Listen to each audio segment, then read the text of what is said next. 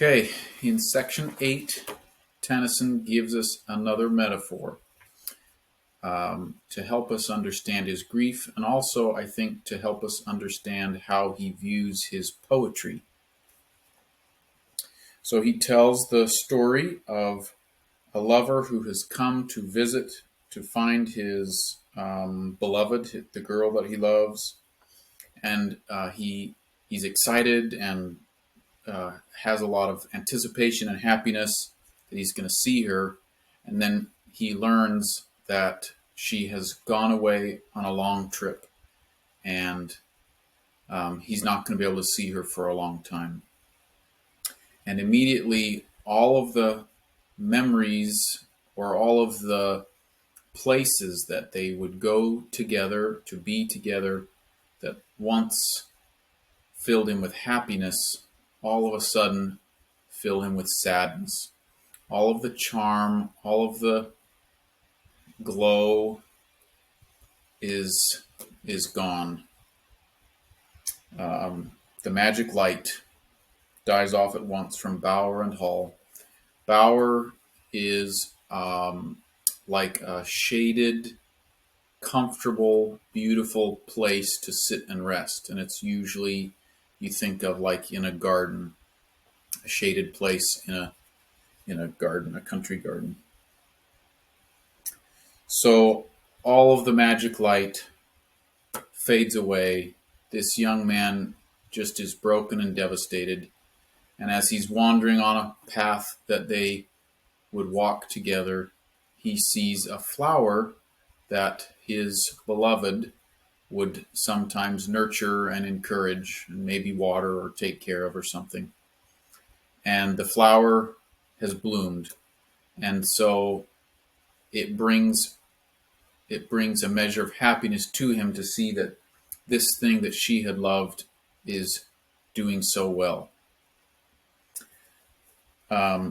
Tennyson compares Tennyson's poetry, to that little flower. Hallam had encouraged him, told him he was a great poet, encouraged him to keep trying, keep writing, even when maybe he himself would have given up. And so now his poetry is a connection to Tennyson. It's a way not only to cope with grief, but to honor Tennyson.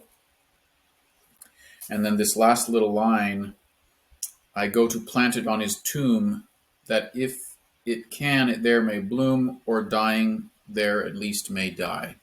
So he has no idea what his legacy, what his poetic legacy is going to be. Is this, are these poems still going to be read and discussed 150 or whatever years later? Or is this something that's just that a few friends and family will read and that's it? He doesn't know at this point whether the flower on the grave will bloom and grow and blossom, or will it die? And he says, well, if it dies, at least it dies at Hallam's tomb, his grave site. Okay, section 8. And I've decided to back off my previous statement about section or verse. We'll just call them sections like I think most people do. A happy lover who has come to look on her that loves him well, who lights and rings the gateway bell, and learns her gone and far from home. He saddens, all the magic light dies off at once from bower and hall, and all the place is dark, and all the chambers emptied of delight. So find I every pleasant spot in which we two were wont to meet, the field, the chamber, and the street, for all is dark where thou art not. Yet as that other, wandering there, in those deserted walks may find a flower beat with rain and wind, which once she fostered up with care, so seems it in my deep regret, O my forsaken heart, with thee, and this poor flower of poesy, which little cared for, fades not yet. But since it pleased a vanished eye, I go to plant it on his tomb, that if it can, it there may bloom, or dying, there at least may die.